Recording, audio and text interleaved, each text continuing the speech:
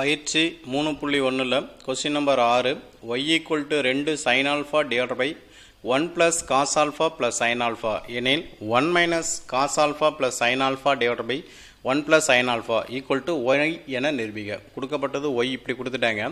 இந்த மாதிரி மாற்றினாலும் நமக்கு yன்னு சொல்லணும் அப்படின்னு சொல்லிட்டாங்க. இப்போ தீர்க்க ஃபஸ்ட்டு கொடுக்கப்பட்டது அப்படி எழுதிக்கிறோம். y equal to 2 sin alpha divided by 1 plus cos alpha plus sin alpha. இங்கே மேலே பார்த்தோன்னா 1 minus cos alpha plus sin alpha இருக்குது. இங்கே காசுக்கு மட்டும் மைனஸ் குறி இருக்குது. அப்போ அந்த காசுக்கு மட்டும் மைனஸ் குறி போட்டு மேலே எங்கேயும் பிரிக்கிறோம்.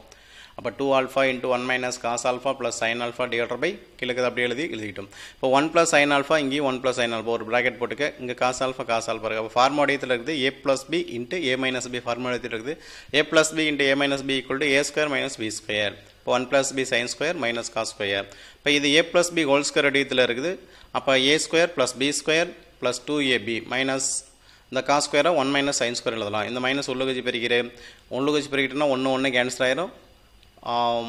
மீதி என்ன இருக்குது உனக்கு 2 sin alpha plus 2 sin square alpha இருக்குது. இது ரெண்டுலேயும் பொதுவாக 2 sin alpha வெளியே எடுத்துட்டோம்னா அங்கே மேலே இருக்கிற 2 sin alpha கேன்சல் ஆயிரும். மீதி 1 minus cos alpha plus sin alpha divided by 1 plus sin alpha. இதுவும் நமக்கு y தான் என நிரூபிக்கப்பட்டது.